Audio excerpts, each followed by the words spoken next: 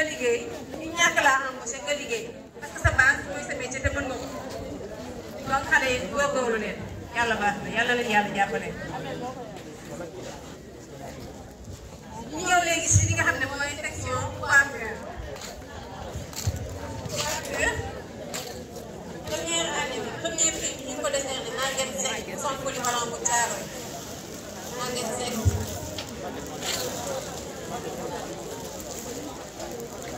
Maguette Seck lañ jox premier prix. Maguette Seck premier prix première année coiffure. Ami Diop deuxième prix première année coiffure. ki leen jox seen prix mooy madame Mbaye.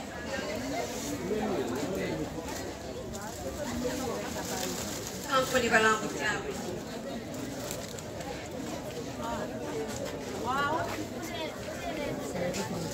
ñuy ñaan Ndeye Bana Manga ak Maymouna Cissé ñu préparé ñoom ñoo nekk deuxième année coiffure. Bana Manga ak Maymouna Cissé ki leen di jox seen prix mooy madame Dramé ETP fii ci centre polyvalent bu Thiaroye madame Dramé. Madame Dramé centre polyvalent bu Thiaroye mooy jox prix yëpp ñi nga xam ne ñooy Bana Manga ak Maymouna Cissé. Bana Manga lañu décerné premier prix deuxième année coiffure. Deuxième prix deuxième année coiffure ñu jox ko ki nga xam ne mooy Maymouna Cissé centre polyvalent Thiaroye.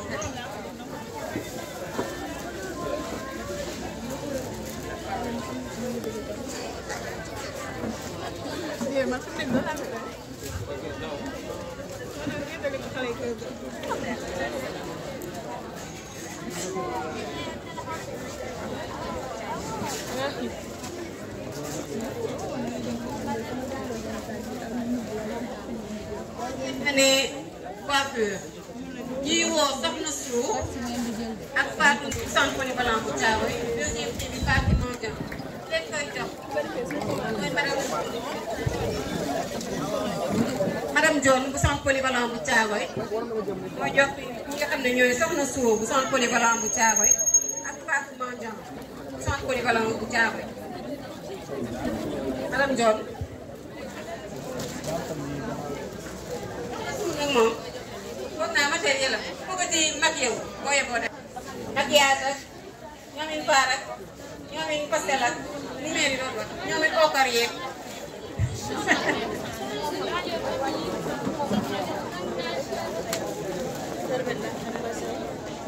diwkaay parfum Soxna Sou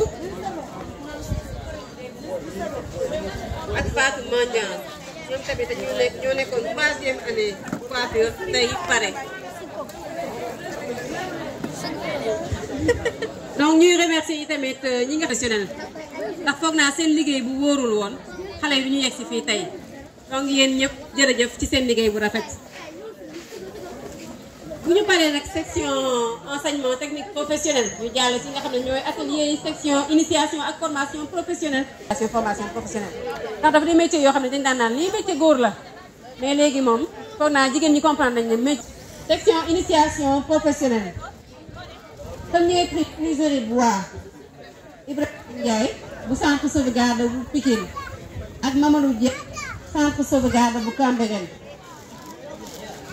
Ibrahima Ndiaye Diallo centre sauvegarde bu Cambérène ki leen koy jox mooy madame Mbaye Ñaaña madame Ñaaña Mbaye bu centre polyvalent madame Mbaye Ñaaña mooy jox prix bi ñi nga xam ne ñooy Ibrahima Ndiaye ak Mamadou Diallo centre sauvegarde bu Pikine section menuiserie bois ak Mamadou Diallo section menuiserie bois sauvegarde bu Cambérène madame Ñaaña Mbaye fa leen yor seen prix moom mooy assurer formation en coiffure fii ci centre polyvalent bu Thiaroye yàlla ak moom.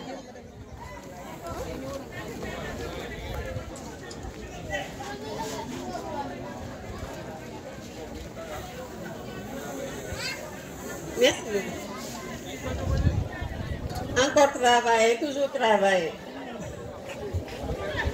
Section menuiserie métallique ñu ngi woo Mamadou Diop Seck bu centre Sauvetage Ouleye Sall Seck ak Serigne Saliou Mbacké Gueye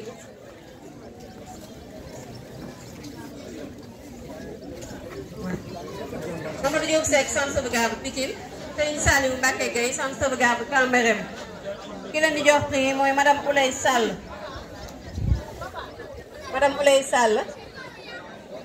Mamadou Diop Seck ak Serigne Saliou Mbacké Gueye Mamadou Diop Seck ak Serigne Saliou Mbacké Gueye ñoom lañu jox premier prix menuiserie métallique. Latsoukabe Diol Thiaw na préparé wu moom lañu décerné deuxième prix menuiserie métallique. Latsoukabe Diol deuxième prix menuiserie métallique ki ko koy jox mooy madame Nafi Girane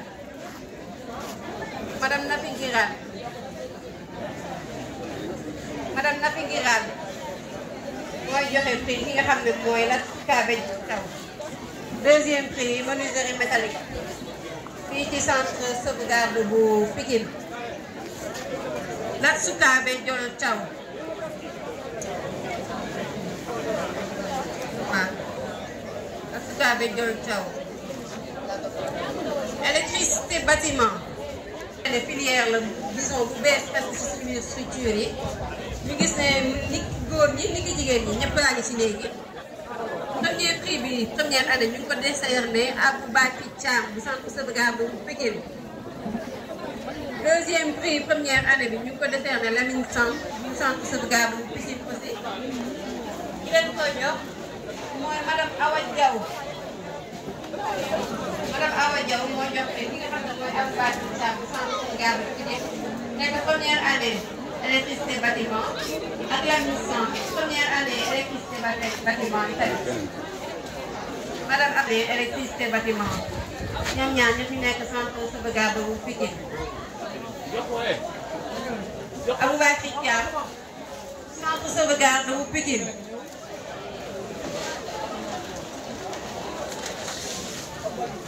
Lamine Samb centre sauvegarde bu Pikine. Lamine Samb centre sauvegarde bu Pikine. Aboubacry Thiam centre sauvegarde bu Pikine. anamu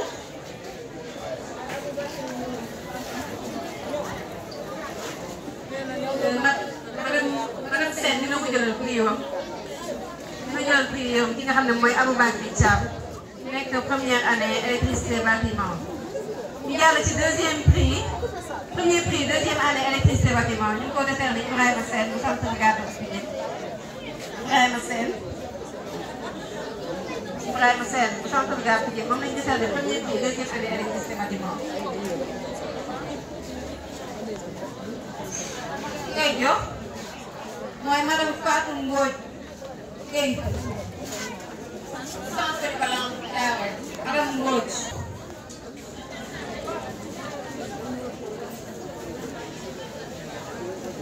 sauvegarde bu Pikine.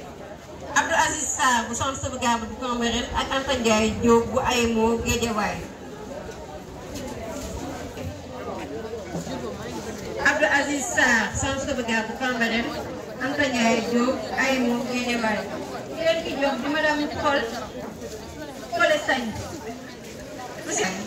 ñu préciser que Anta Ndiaye Diop am na BEP wam en mécanique auto.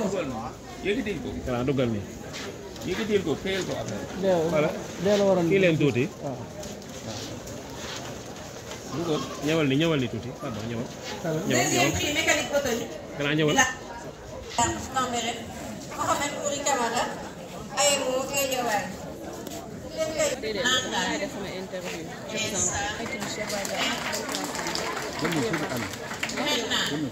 yokk quatrième d'accord tey ñu jox la li nga xam ne moo di prix nga bokk ci meilleur élève bi lan la lay def.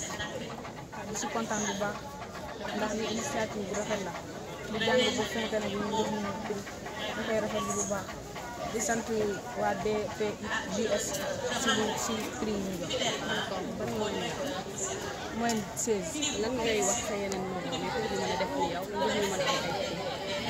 Di continuer di jàng rek di jàng di def ay recherche di gën a kii daal di gën a jàngaat di defaraat surtout les bons comportements. Bons comportements yi nekk bañ a pétrir de classe di jàng di toog si kanam ak ponctuel. Je m'appelle Cheikh Badia, élève en classe de 4e au centre de sauvegarde de l'individuel. Moins de 16.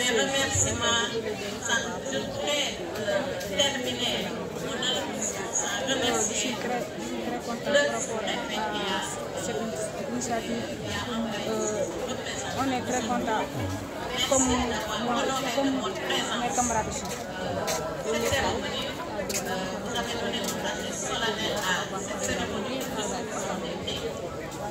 Être ponctuel, surtout être sage en classe, de suivre les cours correctement. Vous vous présentez d'abord? Bonjour, je m'appelle Madame Fatou Ndiaye Camara, chef du bureau de la division, Madame Fatou Ndiaye Camara. Je suis éducatrice spécialisée, chef de la division de la. Donc aujourd'hui, les services du ressort de l'ISPS, c'est-à-dire de l'inspection de l'éducation supérieure et de la protection de Dakar, célèbrent l'excellence. L'excellence du point de vue du rendement scolaire, mais surtout l'excellence par la bonne conduite de nos pensionnaires dans nos structures. Voilà. Donc ces structures qui dépendent de la DPJS, qui assurent la protection, l'éducation, la réinsertion des enfants en danger, en situation de vulnérabilité, en conflit avec la loi, victimes ou témoins. Alors combien de De les primer, de sanctionner positivement ceux qui ont bien travaillé avec des résultats scolaires très appréciables et aussi ceux qui se sont bien comportés. Ça, je ne saurais vous le dire. Je n'ai pas l'effectif des enfants qui ont été primés. Mais nombreux, 158. Elle vient de me dire que, ma collègue vient de me dire que on a primé 158 pensionnaires, aussi bien au niveau du groupe scolaire, mais aussi de l'espace d'apprentissage professionnel. Ceux qui sont dans la formation professionnelle et dans la formation technique professionnelle également. Voilà, directrice, au-delà de ça, donc vous vous évertuez quand même à récupérer les enfants qui parfois vous luttez contre la déperdition scolaire. Aujourd'hui, qu'est-ce qu'on doit faire vraiment pour aider ces centres? Puisque vous êtes parfois en contact avec les collectivités locales, qu'est-ce qu'on doit faire vraiment pour ces centres, pour essayer de vous appuyer? Voilà, donc ces centres sont des structures. Donc ces centres sont des structures qui accueillent des enfants, avec prise en charge par un budget de fonctionnement. Donc raison pour laquelle aujourd'hui cette activité a été organisée avec des prix qui sont de très bonne qualité, pour ces enfants souvent victimes de déperdition scolaire, dont les parents peinent souvent à payer leur scolarité au niveau de l'enseignement privé. Donc au niveau de nos structures, surtout au niveau des centres sauvegarde et le centre polyvalent de Thiaroye, là où nous sommes aujourd'hui, ils peuvent bénéficier d'un enseignement de qualité, d'une formation, et aussi ceux qui sont les victimes de décrochage scolaire précoce également, ils sont acceptés, accueillis ici, sans tenir compte ni de l'âge, sans tenir compte ni du niveau de l'enfant. La plupart du temps, même ces enfants nous viennent, nous les accueillons avec un niveau assez faible. Et c'est ça notre mission également, de renforcer la capacité scolaire de l'enfant et d'accompagner les parents dans l'éducation des enfants pour une prise en charge de qualité.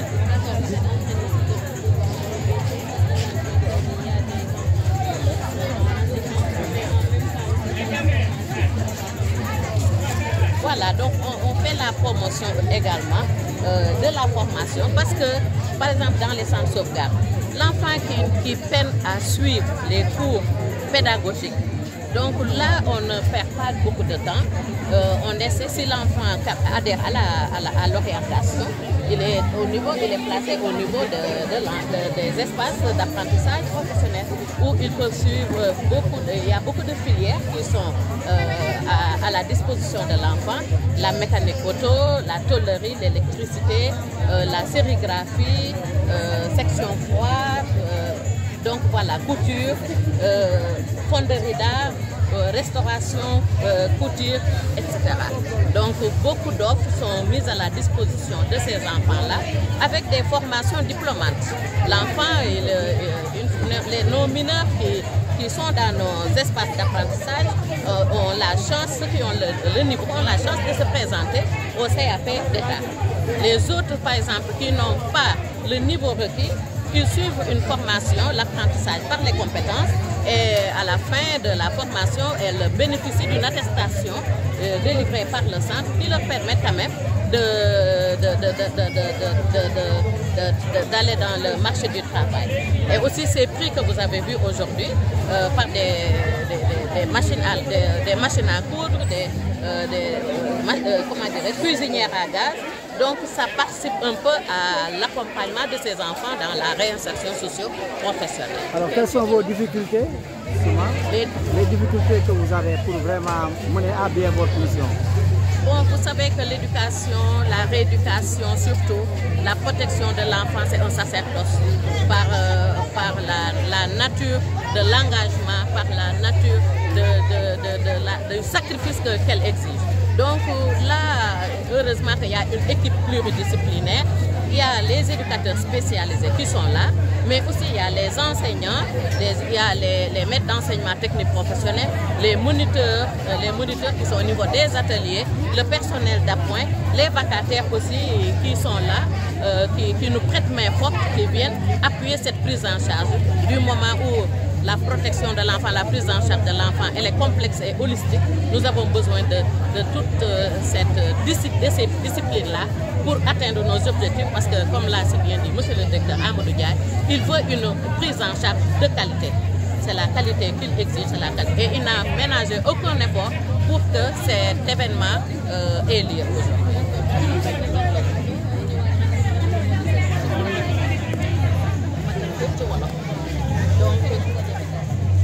ndaje bi daal tey dañoo ne woon rek dañuy dajaloo jeex dañu ci jàng bu am solo ba ñu ràññee leen ci ndax am na ñeneen ñoo xam ne jàng nañ mais nekkuñu fi mais ñii nag dañoo jàng bu am solo ba tax ñu mën leen ràññee jox leen ay prix pour que ñeneen ña fa des ëllëg ñoom it mën a góorgóorlu pour bu ñu gisee prix yi mën ëllëg ñu am ko ñu jàng am ko parce que ñun suñu liggéey mooy jàppale xale yi ñu jàng ku ci mënul jàng wala jàng mi nekkul sa xel wala bëgguloo ko ñu jéem la wutal formation nga def ko ñu jox comment dire ñu jël xale bi daal wutal ko tempsam ñu occupé ko sainement ba nga xam ne dañuy am un citoyen de demain boo xam ne il sera responsable, il pourra servir son pays, servir ses parents, se servir de lui.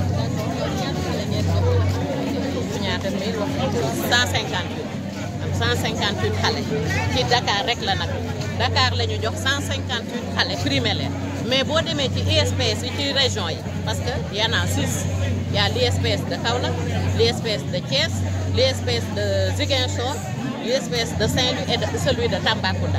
Donc auprès de chaque cour d'appel am nañ fa benn inspection léegi nag service ya nekk ci inspection ba yëpp dañuy dajale defal ko seeni gune yi nga xam ne mérité nañ ko ci njàng ma ak ci comportement bi ñu def leen ay prix neexal leen mooy neexal bi daal ba pare tam dafa nekk tam des moments de partage avec les parents, des moments de partage avec les enfants, avec le personnel, donc une communion boo xam ne waaw. Yan xale ngeen di def tey lan mooy seen jafe-jafe vraiment parce que centre yi tamit liggéey bi ak moyens yi yombul pour ngeen mën a def liggéey bi lan moo ngeen soxla yéen pour ñu jàppale leen. amoon nañ nag temps yi ay jafe-jafe moo doon personnel bi dafa xawoon na sax tuuti doyul woon mais direction bi quand même def na ci ay jéego ak ministère de la justice def nañ ci ay jéego ba wutal ñu ay vacataires yoo xam ne dañoo ñëw jàpp si ci liggéey bi parce que liggéey bi takku na laaj na ñu bari bànqaas yu bari ñëw dugal ci seen loxo pour que ñu mën am ay résultats yu efficaces et efficients.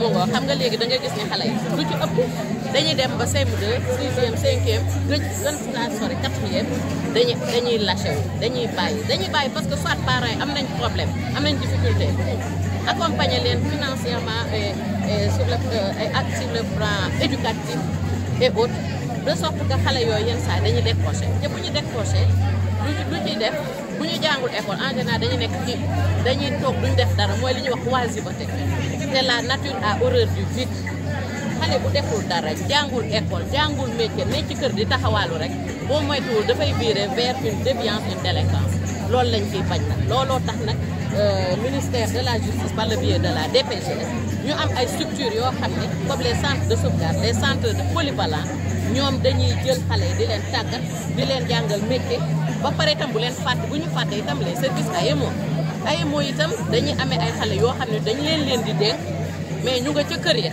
dañ leen di bàyyi ca kër ya ndax la place naturelle de l'enfant la place naturelle de l'enfant pour son développement harmonieux c'est la famille donc ñooñu nga xam ne AEMO yi waa AEMO yi dañuy dem ci kër yi fekk leen fa di jàppale parents yi ci ni ñu leen di yare jàppale xale yi ñi jàngul defuñu dara ñu wutal leen fu ñu leen placé ñu jàng donc ñooñu tam ñoom seen i mineur ñu ngi fi primé nañ leen AEMO yi waa AEMO yi xale yi nga xam ne ñu ngi ci kër yi AEMO yi di leen suivre am na ñu ci am bac dégg ngeen ko xale yoo xam ne dañ leen suivre bañ am bac ñii dañ leen suivre bañ am BFEM ainsi de suite ñii ñu ngi leen suivre ñuy jàng métier donc loolu yëpp mu ngi ci liggéey bi ñuy def nii.